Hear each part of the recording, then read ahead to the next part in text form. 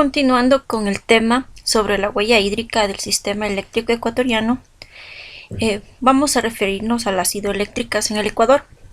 El agua proveniente de los cuerpos, de los diferentes cuerpos de agua, pasan por las turbinas para que éstas funcionen. Pero el agua que se encuentra contenida en los reservorios se evapora en grandes cantidades debido al área que es bastante grande y está expuesta directamente a la radiación solar. Un estudio hecho en el año 2016 demuestra que al aumentar el consumo de agua, la biomasa aumenta con el tiempo y también la hidroelectricidad incrementa la cantidad de agua consumida. En este punto, el sacrificio de consumir altas cantidades de carbono conduce a consumir altas cantidades de agua.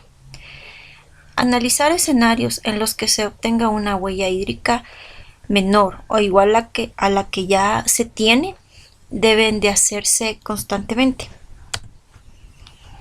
Tenemos lugares en donde llueve mucho y otros en los que llueve menos, por diferencias de precipitación debido al clima, elevación y al consumo que es diferente de acuerdo con el tamaño de la población, también el destino que se le dé al agua, como por ejemplo la agricultura.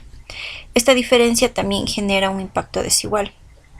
En el caso de las hidroeléctricas y refinerías, estas consumen agua, pero en un punto específico del país en donde se encuentran ubicadas.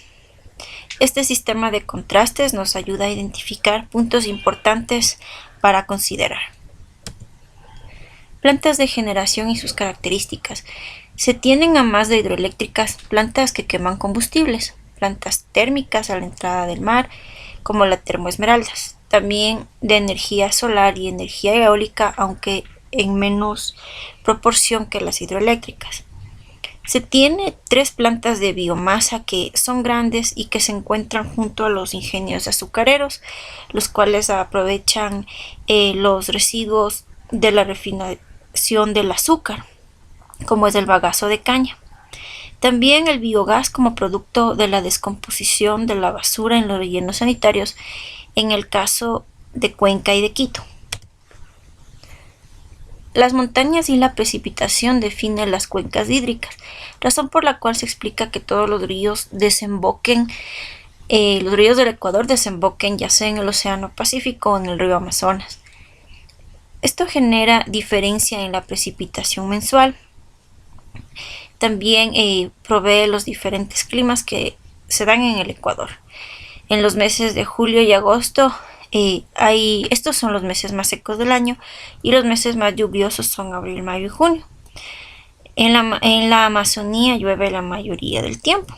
Todas estas variables a considerar me da una idea de cuánto tengo de agua y de cuánto es que voy a disponer de agua.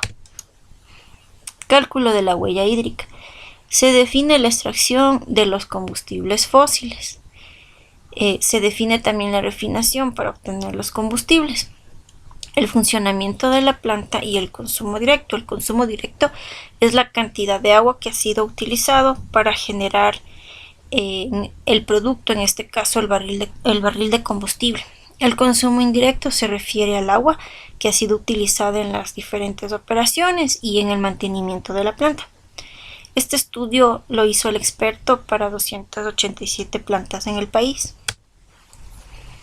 Caso particular de nuestro sistema. En nuestro sistema se utiliza el fuel oil, el cual se debe calentar porque es muy viscoso y este calentamiento exige grandes cantidades de vapor. Se requiere limpiar también filtros y tuberías con este vapor de agua y a presión. Estas actividades me generan una alta huella hídrica. En una planta nuclear de carbón en donde no se utiliza directamente agua para producir energía, pero en cambio se utiliza agua de reposición y de enfriamiento. ¿Qué puede aportar el Ecuador? En un sistema eléctrico completo como el nuestro, pero que es suficientemente pequeño, se debe estudiar con detalle. Tiene casi todos los tipos de generación. No se usa combustión de mucho tipo de combustibles, como por ejemplo aquí no se realiza la combustión de biomasa arbórea. Se tienen diferentes combinaciones de sistemas. el combustible utilizado en enfriamiento, el agua utilizada para el combustible puede recircular y ser utilizada en otros procesos como enfriamiento o lavado también, etc. En la Amazonía tenemos muchos picos grandes que nos indica que llueve constantemente. En la sierra no llueve tanto comparado como en la Amazonía, y en la costa en algunos lugares casi existe ausencia de precipitaciones. Estas tendencias también nos dan una idea por qué se concentran la mayoría de plantas hidroeléctricas en ciertos lugares del país.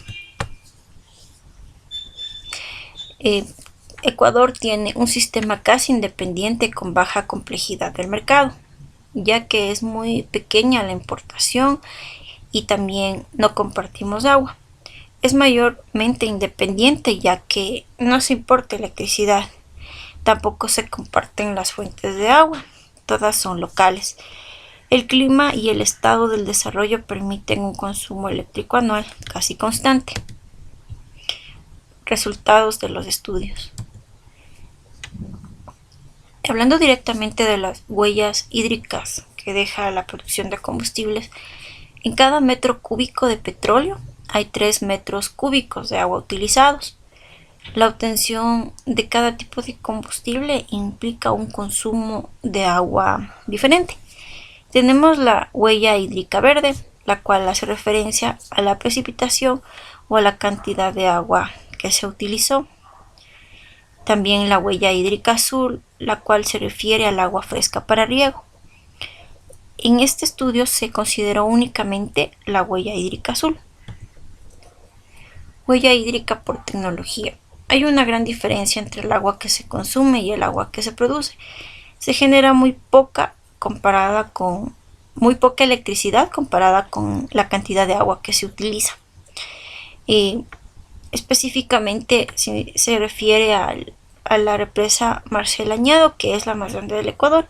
Es muy ineficiente porque se pierde grandes cantidades de agua, especialmente por evaporación, a más de un ineficiente manejo. Es importante tener en cuenta la diferencia costo-beneficio del producto que se utiliza.